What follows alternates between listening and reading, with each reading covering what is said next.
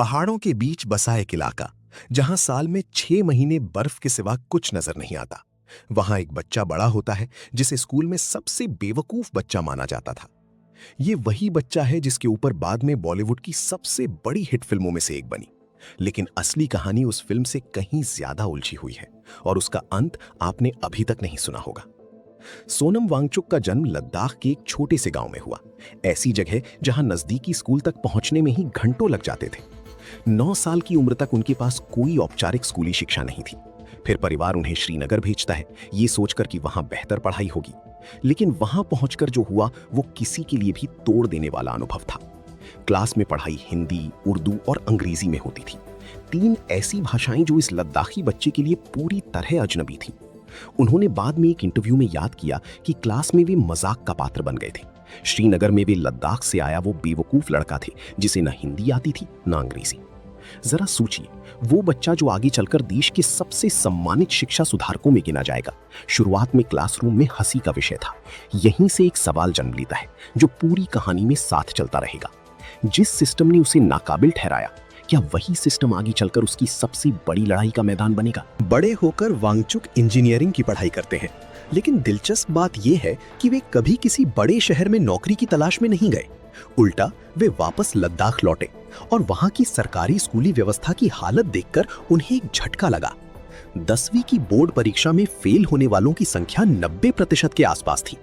90%, यानी 10 में से 9 बच्चे हर साल स्कूल छोड़ने को मजबूर हो रहे थे, सिर्फ इसलिए क्योंकि पढ़ाई का तरीका उनकी जिंदगी, उनकी भाषा, उनके माहौल से मेल ही नहीं खाता था।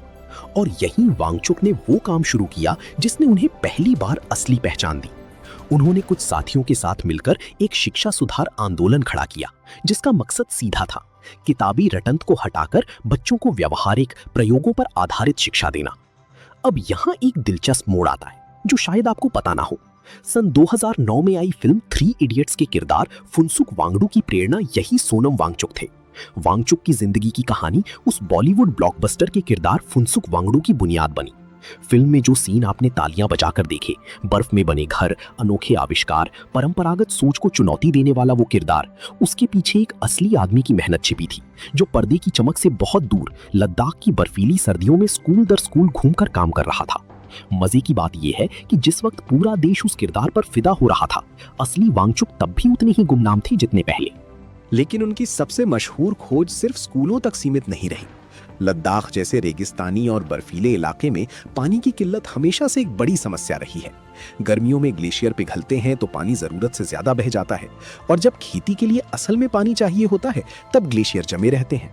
वांगचुक ने इसका हल निकाला, बर्फ के कृत्रिम मीनार, जिन्हें आइस स्तूपा कहा गया, जो सर्दियों में पानी जमा करके रखते और बसंत में सिंचाई के लिए धीरे धीरे पिघलते। एक साधारण इंजीनियरिंग तरकीब ने पूरे इलाके की खेती की तस्वीर बदल दी। ये वो आदमी था जो किताबी नहीं, जमीनी हल ढूंढने में यकीन रखता था। लेकिन जिस आदमी को हम अब तक सिर्फ एक शिक्षक और आविष्कारक के तौर पर मानते आए, वो अगले कुछ सालों में एक बिल्कुल अलग भूमिका में सामने आने वाला था। और यही वो मोड़ है जहां से कहानी अपना असली रंग दिखाना शुरू करती है। 2019 में जब लद्दाख को जम्मू कश्मीर से अलग करके केंद्र शासित प्रदेश बनाया गया, तो शुरुआत में स्थानीय लोगों में एक उम्मीद जगी थी।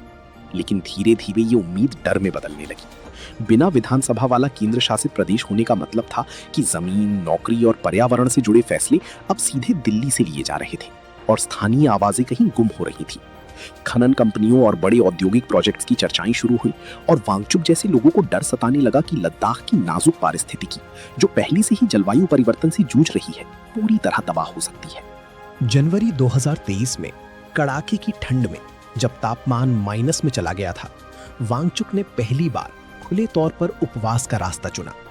5 दिनों तक उन्होंने बर्फ जमा देने वाली सर्दी में अनशन किया, ताकि लद्दाख में प्रस्तावित खनन और औद्योगिक परियोजनाओं से पड़ने वाले पारिस्थितिक असर की ओर ध्यान खींचा जा सके। उनकी मांग सीधी थी, लद्दाख को संविधान की 6ठी अनुसूची के तहत सुरक्षा मिले और पूर्ण राज्य का दर्जा दिया जाए। सरकार ने बातचीत के लिए एक उच्च स्तरीय समिति बनाई। कई दौर की चर्चाएं भी हुईं, पर नतीजा वही, ढाक के 3 पात, कोई ठोस समझौता नहीं हुआ। अब यहीं से ये कहानी एक ऐसे चक्र में फंस जाती है जिसे बार बार दोहराया जाना ही शायद इसकी सबसे बड़ी त्रासदी है। मार्च 2024 में फिर वही ठंड, फिर वही बर्फ, और वांगचुक फिर अनशन पर बैठ गए, इस बार पूरे 21 दिनों के लिए, जिसे उन्होंने क्लाइमेट फास्ट का नाम दिया। ये उपवास 6 मार्च 2024 को शुरू हुआ और मकसद था लद्दाख की नाजुक पारिस्थितिकी की ओर देश का ध्यान खींचना, साथ ही छठी अनुसूची और राज्य के दर्जे की मांगे दोहराना। सोचिए, 21 दिन बिना अन्न के, सिर्फ इसलिए ताकि दिल्ली में बैठे लोग एक बार सुन लें कि लद्दाख के लोग क्या चाहते हैं। जब बातचीत से कुछ ना निकला तो सितंबर 2024 में वांगचुक ने एक ऐसा कदम उठाया जो शायद उनकी पूरी लड़ाई का सबसे नाटकीय हिस्सा बन गया। वे और उनके 100 से ज्यादा साथी लद्दाख से दिल्ली तक करीब 1000 किलोमीटर की पैदल यात्रा पर निकल पड़े ताकि उन्हीं 4 मांगों की ओर सरकार का ध्यान खींचा जा सके। जरा कल्पना कीजिए, बर्फीली पहाड़ियों से चलकर मैदानी इलाकों की गर्मी तक हफ्तों पैदल, बस इस उम्मीद में कि दिल्ली की सरहद तक पहुंचकर उनकी बात सुनी जाएगी। लेकिन जब ये काफिला आखिरकार जो हुआ वो उम्मीद के बिल्कुल उलट था। दिल्ली पुलिस ने वांगचुक और कई और प्रदर्शनकारियों को हिरासत में ले लिया, राजधानी में लागू निषेधाज्ञा का हवाला देते हुए। 1000 किलोमीटर की यात्रा का अंत एक थाने की चारदीवारी में हुआ। लेकिन आंदोलन वहीं नहीं रुका। वांगचुक ने कुछ ही दिनों बाद दिल्ली के लद्दाख भवन में फिर अनशन शुरू कर दिया, इस बार 16 दिनों के लिए। ये वो आदमी है जो बार बार यही दोहराता रहा कि उसकी लड़ाई देश के खिलाफ नहीं, देश के लिए है। लेकिन फिर सितंबर आया और वो सब कुछ बदल गया जिसे वांगचुक ने बरसों संभाल कर रखा था। 10 सितंबर 2025 को लेह एपेक्स बॉडी ने 35 दिनों का लंबा अनशन शुरू किया, क्योंकि केंद्र सरकार के साथ बातचीत एक बार फिर बेनतीजा रही थी। वांगचुक इस अनशन में भी बाकी प्रदर्शनकारियों के साथ शामिल हुए, पर इस बार सड़कों पर जो गुस्सा जमा हो रहा था वो अनशन के शांत तरीके से कहीं आगे निकल चुका था। जब 2 अनशनकारियों की तबीयत तेजी से बिगड़ने लगी तो युवाओं का धैर्य टूट गया। भीड़ सड़कों पर उतरी, सरकारी इमारतों और भाजपा दफ्तर को निशाना बनाया गया, हिंसा भड़की और पुलिस की गोलीबारी में 4 लोगों की जान चली गई, 60 से ज्यादा घायल हुए। एक आदमी जिसने अपनी पूरी जिंदगी अहिंसा और संवाद पर दांव लगाया था, अब खुद को उस हिंसा के बीचों बीच खड़ा पाया जिसे वो रोकना चाहता था। उन्होंने तुरंत अपना 15 दिन पुराना अनशन खत्म कर दिया, इस उम्मीद में कि शायद उनका ये कदम आगे की तबाही को टाल सके। प्रेस कॉन्फ्रेंस में उन्होंने कहा कि ये फैसला एहतियात के तौर पर लिया गया है ताकि इलाके में शांति बहाल हो सके, क्योंकि उन्हें डर था कि उनका जारी रहना विरोध की आग और भड़का सकता है। उन्होंने साफ शब्दों में इस हिंसा की निंदा की और युवाओं से शांति की अपील की, ये मानते हुए कि इसके पीछे कोई राजनीतिक दल नहीं बल्कि बेरोजगारी और सालों की जमी हुई नाराजगी थी।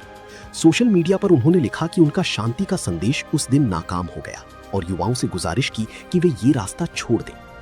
The print. अब यहाँ रुककर सोचने वाली बात यह है, जिस बच्चे को कभी क्लास में सबसे बेवकूफ समझा गया, वही आदमी बरसों बाद अपने ही लोगों के गुस्से को थामने की कोशिश में लाचार खड़ा नजर आता है। उसने जिंदगी भर ये साबित किया कि बदलाव धैर्य से, प्रयोग से, बिना शोर मचाए भी लाया जा सकता है, चाहे वो क्लासरूम का सुधार हो या बर्फ से पानी निकालने की तरकीब। पर सत्ता के गलियारों में बैठे लोगों को शायद धैर्य की भाषा समझ ही नहीं आती जब तक सड़कों पर आग ना लगे।